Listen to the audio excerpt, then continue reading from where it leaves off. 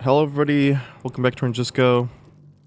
I'm Orange, and today I will be looking at, for the first time, the 8.7.0 PTB. So the next chapter, which will be a solo survivor, an original one this time. First one we've gotten since Michaela, which was in 2021, and it's now 2025, so it's been a long time. And obviously we've gotten other solo survivors in general, with like, you know, Alan Wake, Lara Croft, Nicolas Cage, which I still love. Yeah, this will be the first original one in a long time. And the second one, period. So, yeah, so I'm going in blind. I mean, I've seen a lot of things that are supposed to be in here, like the quest system, like, fully implemented and stuff. Chapter 35.5. Okay, cool. What? Okay. Alright, what? Oh, yeah. Wah. Okay, oh! Okay, we got tomes. Inbox. So where's the lore? Is the tome? Okay, I guess we're not looking at that. Free gift. Oh! There's... the... What is this? Why is it blue? Wait. Rare. Rare? Rare. Wait a minute! Wait, this was... what? Because rare before was green, and uncommon was like... uncommon was yellow, and then common was like brown. Yeah, so they did say they were gonna... change things. So very rare is the same color. And we got legendary. Oh! So they changed how legendary looks. Because before it was like the kind of like light bluish, kind of grayish kind of thing. And they mentioned that like they're gonna get rid of ultra rare, which I think is still kind of dumb, but yeah. So what's a good ultra rare? Oh, you have one. And then there's supposed to be a new rarity called Ascended, which is like an in-between. Oh! Yeah! Okay, so... oh, also, so the viscerals will be like this. And then, yeah, this was... I mean, at least we have the viscerals, which kind of take the place of ultra rares, but... I still think we should have them still. I mean, but it's not... I don't know. Plus, there was a difference between them. Like, I know, like, the pricing and, like, general idea of ultra rares and legendaries were basically the same, but, like, legendaries have always mostly just, like, always been, like, giving, like Doctor, right? Like, this was ultra rare, and, like, it makes them different, and sometimes even different characters, but not, like, from, like, a licensed thing, like, just, like, different. Whereas, like, legendaries were, like, you know, turning the character into, like, a different character from something licensed, like, you know, like a show or movie or game or something, right? Oh, Ascended. So Ascended is how legendaries used to look. Well, mostly. And then, okay. Okay, and browns are still brown. So yellow is just gone, which... I'm not torn over that, I guess. Kind of weird, though, but... I do kind of like the blue over the green a little bit. I mean, I don't know. I mean, if this is just how things are going to be, then, you know, whatever, but yeah, so... I will say, the main exceptions to, like, you know, ultra rares always being, like, a different version of a character, like, but not... license, like, you know, the Minotaur was ultra rare, and it's like, you know, it's the Minotaur, but it's not from like a license thing. It's just, you know, like a legend. Whereas this is like a legendary, and it's like based off like a, you know, a band. The main exceptions were the Attack on Titan, Outfits for Oni, and Spirit. And I think there's like a few other ones where it's like ultra rare, but it's from like a media, and now it's Ascended, which It's fair because it doesn't change anything except visuals. So, oh yeah, and Ascended will be cheaper than Legendary and well, I guess Visceral. I guess now that I think about it, because there's not, you know, what used to be, you know, Legendary and Ultra Rare. And yeah, now there's just Visceral as its own separate thing. Because Visceral before was like, you know, a Legendary outfit. Well, this one was Ultra Rare. The Naughty Bear was like Legendary, but then they have like Blood Splatter. And yeah, what is Dracula's? Because it does change his voice and stuff, right? Okay, so these are just normal Viscerals. Oh, that looks sick. What about York? Because she had a Legendary Visceral outfit that only changed the dog. Like, she didn't become a different character at all. She just... Well, it's still Visceral? What? It only it changes her animations and the dog and her outfit, but it's still the same character and there's no unique Mori. Unless? No, there's not. Why is it still so expensive? This is so not worth it. Okay, fine, whatever. Anyways, new character. Who we got? Oh god. Orla Bros? Is it Orla or Orila? If I say that horribly wrong, I'm sorry. Is a paramedic with a love for horror and a calming demeanor. Her personal perks: do no harm, duty of care, and rapid response allow her to heal survivors faster. Okay. Give haste to other survivors and the killer's aura upon gaining exhausted. Interesting. So I'm assuming she has an exhaust perk. Okay, Rift Pass quests. So, oh, it's the Anguish. Okay. Oh, weird. Oh, so this will be like instead of tomes, and tomes will still exist. Okay, tomes will still exist, but challenges and like, oh yeah, daily rituals are just gone now. Because we have daily quests. Break gens, succeeded skill checks, complete trial, kill survivor, prayer gens. And so instead of like, you know, like, oh, you have to do this with the power of the killer, or you have to do this as survivor, like sabotage hooks, or you have to like escape as this survivor, or you have to get Amori as this killer, or something like that. Now it's just kind of like basic stuff. And we have Rift Pass, which is like, you know, it's different things for the Rift, and you got all this fancy smancy stuff. And then we got Milestone, which is like, you know, you do like, so like you say, you know, kill 3 survivors, then after that, oh yeah, you can ping quests. So like during a match, you can like open your pause menu and then you can look and like, okay, I'm doing this. And then, so you say you do this challenge of, yeah, step 1 of 10. So you kill 3 survivors and then it changes to like kill 5 survivors or something. I don't know, but just, you know, something like that, or 6 or something, and 9, and then blah, blah, blah, 12, or you know, whatever. And then it reaches the cap, and then it's just done. So, and then this will all come out in like May with like the Survivor, I believe. So that's exciting. And then Rift Pass is basically what it was before, but you know. Wait, they changed the Jane outfit to Ascended?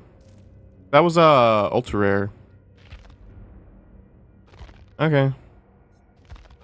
Like how it says I'm on here, but it shows all the things I own. Well, it should show most of it, but it's also not going to show everything, because yeah, it shows like I'm like here as far as owning stuff, and then, you know, whatever. Even though, and the actual... What? Why did they change it like this? I guess to make it more clear, but like... Having it just be the whole outfit just looked a lot nicer, but whatever. Oh. 12 pages! Ugh. I don't think it's more tiers necessarily, though, right? No. Yeah, I'm like here? Or at least close to here, and kind of messed it up. Or no, I think I got here, and then I'm right about to get the mask. And yeah, now there's an infinite tier where you just, like, as you earn tiers, it just keeps giving you this. Because before they just had like a million, like they had like 26 pages like in total. He does like so many pages that were just blood points. So thankfully they changed that, because my god, that would have sucked. So the tomes aren't gonna work, huh? But it's supposed to have like the tomes as we knew them, and then like the lore, which will all be just unlocked. Oh yeah, you can see your own perks. I guess it's both sides. What I should do this first, so I can like hear her and stuff. Shut up. EMTs are never off. Not even in death, apparently. I don't think you're dead, but okay. So we have duty of care. You live by a code of conduct every day of your life and are all the better for it. When you take a protection hit while healthy, all other survivors within 16 meters gain 25% haste for 10 seconds. Okay. Then we got do no harm. Helping those in need comes easily, no matter how dire things get. When you heal another survivor, for each hook state they have, heal 30% faster and gain 3% progress for succeeding in great skill checks. Huh. So if they have like 2 hook states, then they get like, healed a lot faster. And then, whoops. Oh yeah, so now green perks are blue. So this affects perks as well then. Weird. Sorry about this, I have icon packs and sometimes it gets all funky. Rapid response. When you do a fast locker exit, you suffer from the exhausted status effect for 30 seconds. When you're getting exhausted, you see the killer's aura for 1 second. Interesting. So what's the version of this that's like the best? 2 seconds. So it's like 1.5 at like, oh god, it's not gonna be green anymore, it's gonna be blue. And yellow isn't, oh no.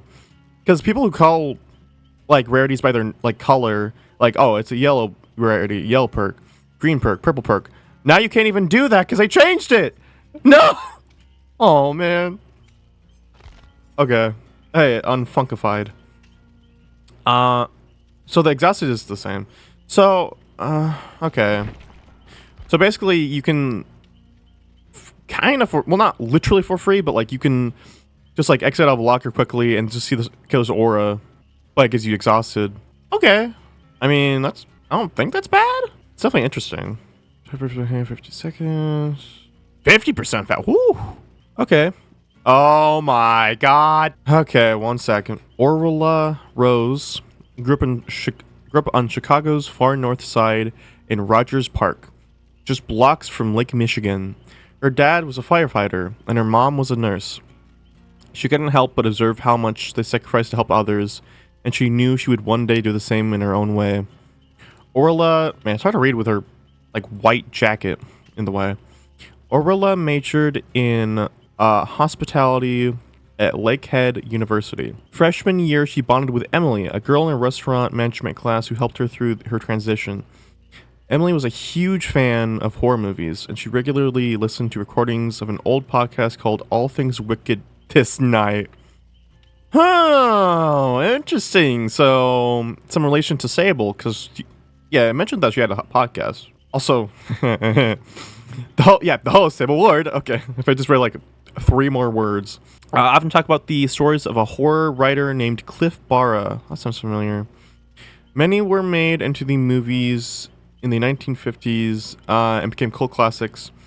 The art director Alex DeMauro survived the horrors of war and fused his macabre sets and costumes with a palpable sense of dread. Orla and Emily couldn't get enough. They hung out at the Hard Boiled Cafe, a coffee shop and bookstore with a 1950s mystery theme.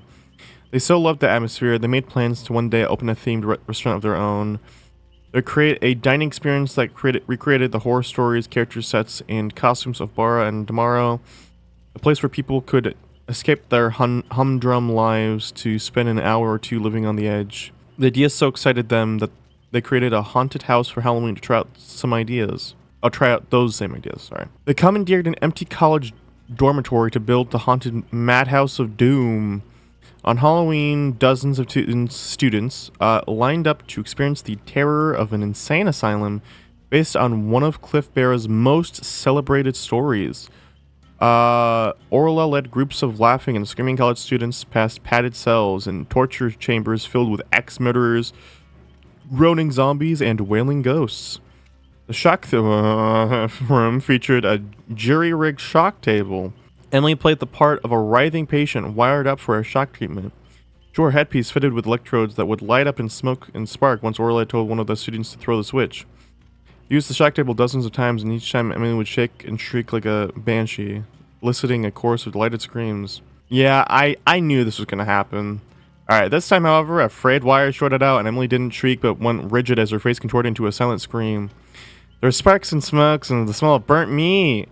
Miraculously, Emily was still alive after Orla pulled the plug. They called for an ambulance, and as they waited, Emily's breathing grew shallower and shallower. Orla felt helpless, useless, worthless. By the time the EMTs finally arrived, Emily was gone. Man, of course. The very next day, Orla dropped out of college and started training to become an EMT. I mean, I feel like college would help, but okay, whatever. She never ever wanted to feel that helpless again. Her parents were surprised but supported her, and within a year, Orla was driving an ambulance and saving the lives. She got a natural talent for soothing and calming those who needed her most. Both nurturing and protective, she had a knack for taking charge and bringing people together.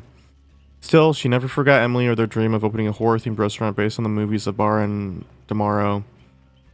Working as an EMT, she knew it would take her years to save enough money, but then one day, she rescued John Kingsley, a man worth billions.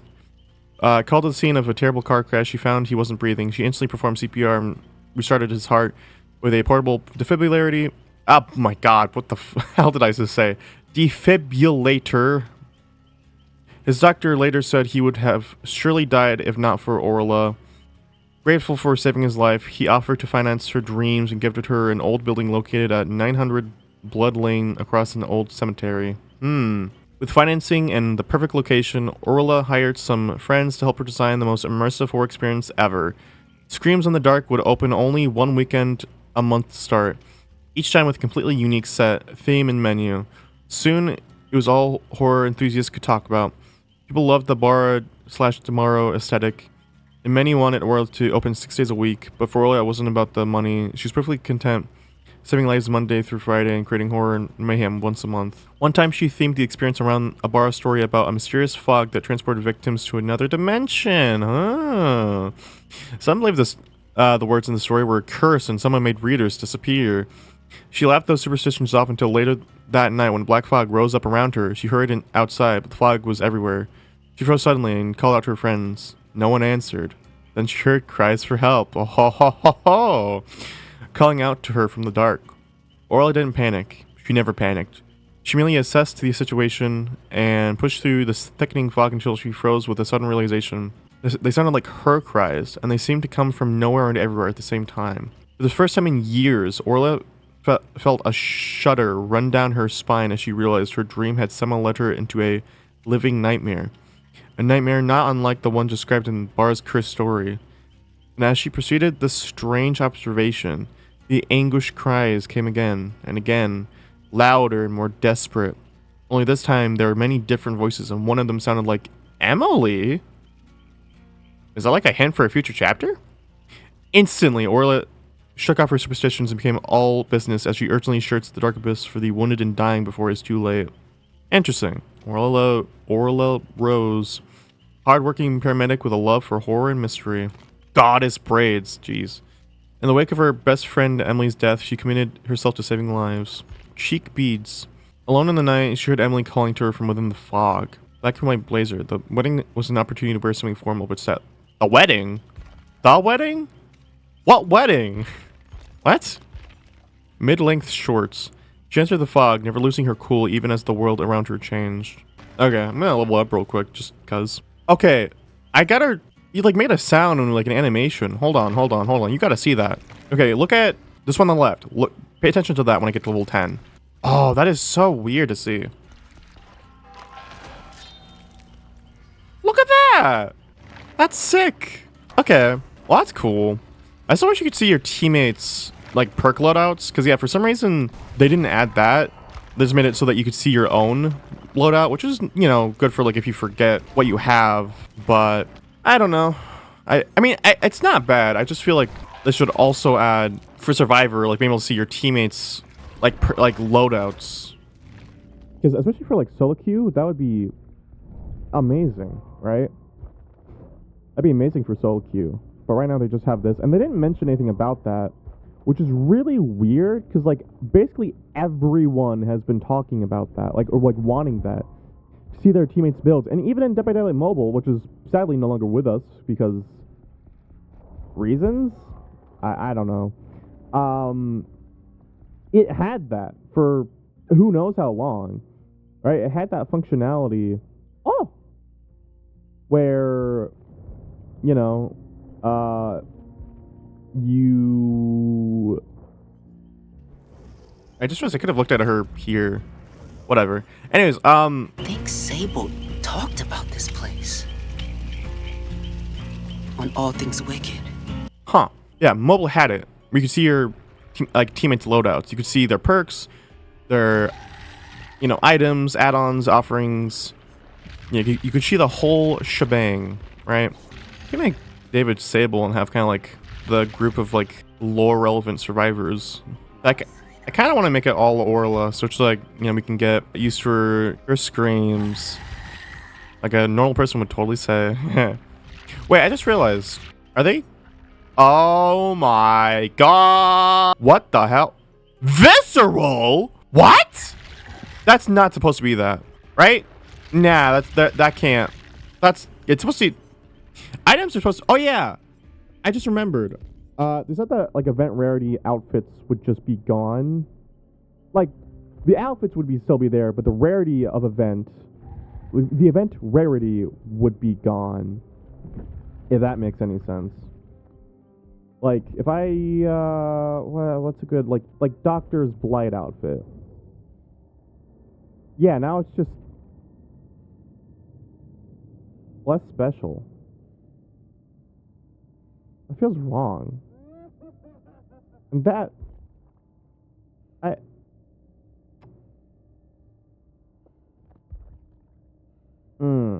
Wait, does that mean that the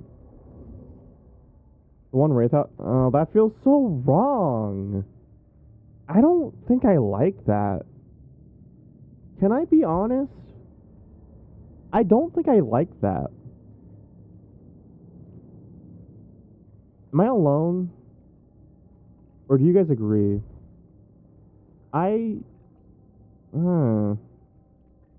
That's kind of... That feels wrong. Like, wrong. Oh, hey. Legendary. I do like this, like, kind of like Orxo, like, orange, or yellowish orange, whatever looking effect. I'm glad they changed rarity, or legendary to be that.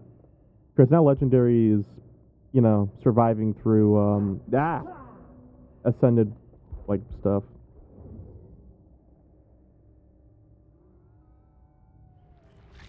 Alright, see you in the match, I guess. Okay, let's see if I can get challenge, like, quests in a... Dude, this will change everything for me and other people who don't always want to play against people. Like, I'm fine doing it, but if I can make progress without having to always play against people... Jesus Christ! That scream is blood-curdling. Oh my god! Her screams are so much more like realistic, and I don't know how to feel about that.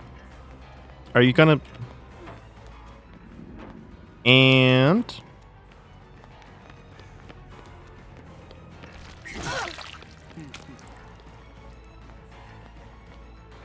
Hello, hello, hello.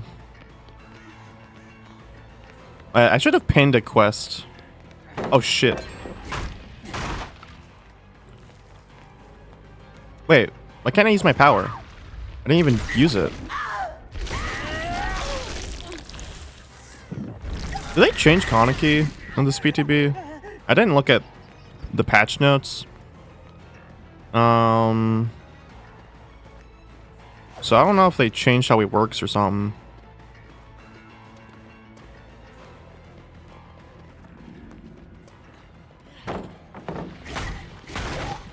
Why did I use a charge of my power? Wait, what? Okay, am I crazy? Why did I use a charge of my power?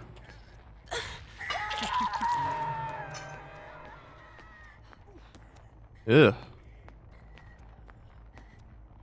Yeah, listening to Herb scream is gonna be uncomfortable for a while. Like, she understood the assignment a little too well. Like, not in a bad way, but like a, like, oh my god way. Does this also use a... No? That must be a bug, right? Because there's no reason why I should use up a charge of my power. Because what? The fuck? I was aiming at her. What? It reset my power. Dude, okay. Is that intentional? Because that doesn't just feel like a normal bug. Did they... That's never been a thing before with any other killer. Yeah, now I can't use my power. Is that a nerf? I mean, fair. But, that's... I've never seen them do that before. It's like if you play, like, I don't know, Wesker, and you pick a pallet and you just can't dash. They didn't do that, right? I'm just thinking, like, did they... Oh, probably not. Oh, yeah, I can't... I don't... Oh, god damn it, now I can't... Okay. That's annoying. And I got the map with, like, all the pallets in the entire game. On the game. You know, the map name. Anyways, oh, Jesus Christ. This map sucks. Good thing I have Brutal. Sure be helpful if I could use my power. Okay.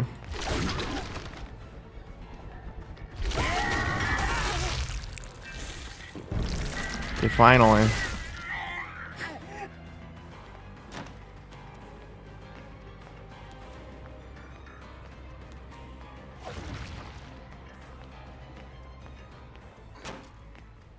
I can see her with my eyeballs, man.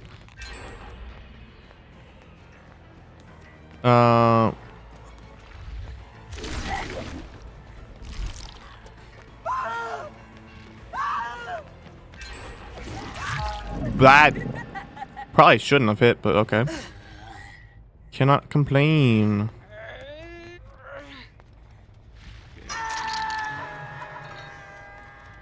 Yeah, I'm doing... Oh my god. Ah, stop! Stop! Oh my god. But I have them equipped with a scene partner, I believe. You know, that makes survivors... Oh, what? Scream when they look at the killer, and my god. Oh, you see, like, who brought who? What, like, what offering? Oh, okay. I'm glad, because, yeah, it's almost impossible to tell, unless, like, everyone brings an offering.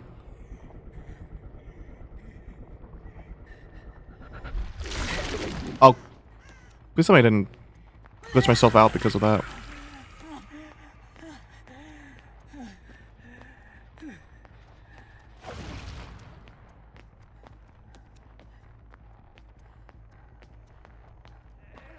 Yeah. Wait, I can hear her talk? Wait, what? What? Huh? Wait. Wait, okay. If that's the case, I need to hear... I need to play with, like, you know, Nicolas Cage, Lara Croft. Does Alan Wake say stuff in mid-match? I think, right?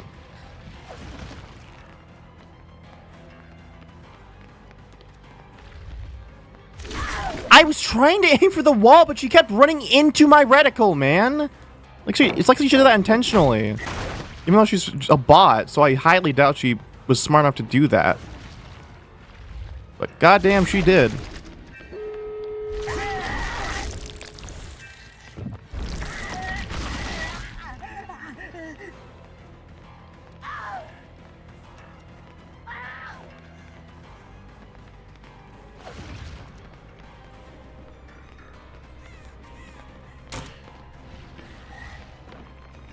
Bamboozle and max fire up, baby.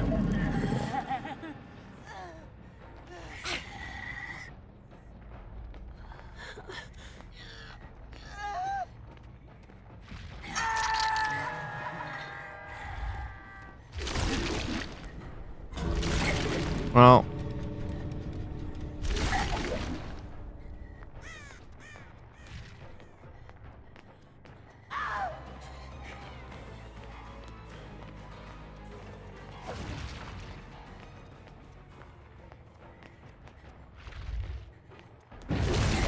yeah, like, I pressed the button, but I just didn't. Okay. I don't suppose I could... I thought I was gonna be right on her. Wait. Did I get this gate open too? Well, god damn it.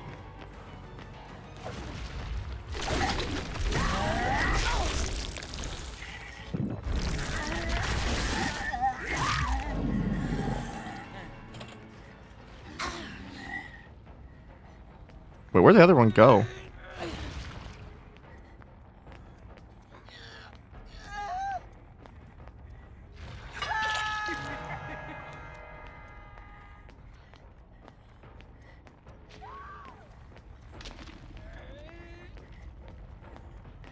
Where are the other two? Okay, that one just left. Where? Okay. So... yeah, so I guess they changed Kaneki, and now he's gonna, like, when he breaks pallets, he loses a charge of his power, which doesn't make a lot of sense. I mean, I don't know, it makes enough sense, I guess. Also, yeah, you can't make progress at all in bot matches. Yay! All right, I'm gonna read. All right.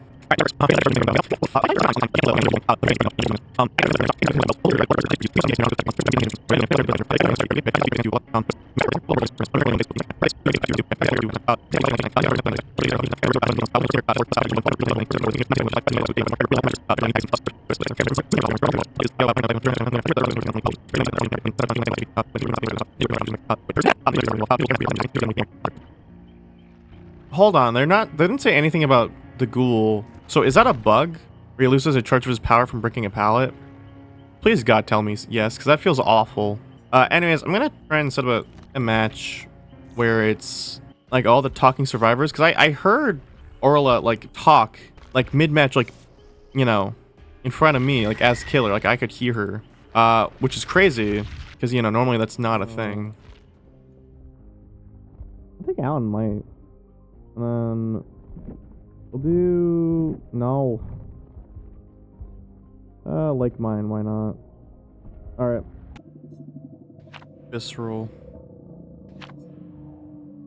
Is that just what Ultra is gonna be now? Visceral? Maybe that might be a bug, but if that's not, kind of weird. Okay, I'm just gonna skip ahead.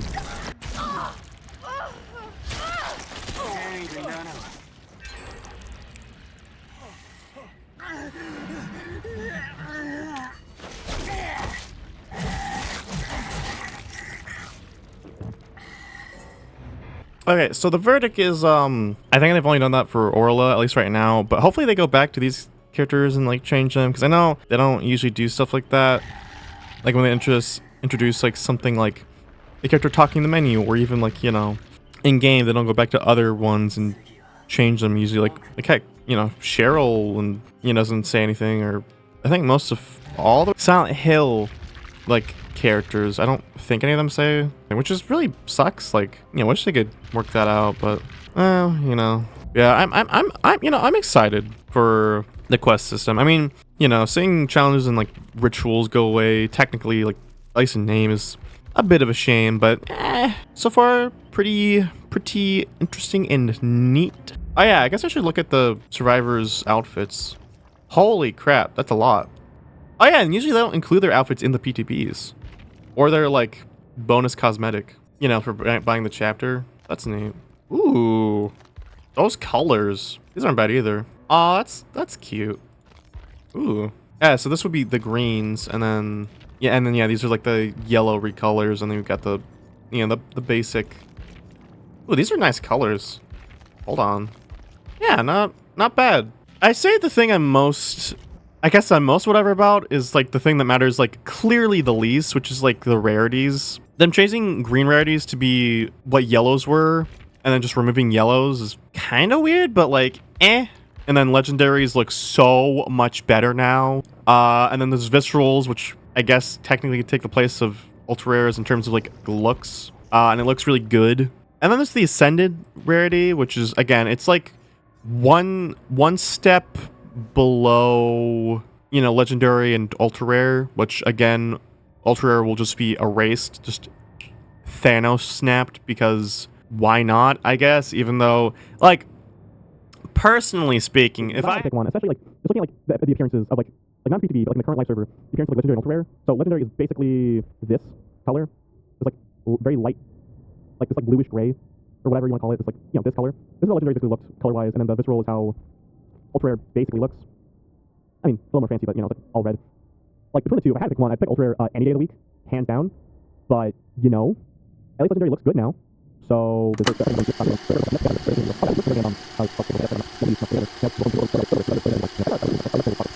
so yeah, I'm going on way too long. Hope you guys enjoyed this video. If you did, please make sure to like, comment, subscribe. It means a lot to us. It really helps us out a lot. And I hope to see you in the next video. Bye-bye.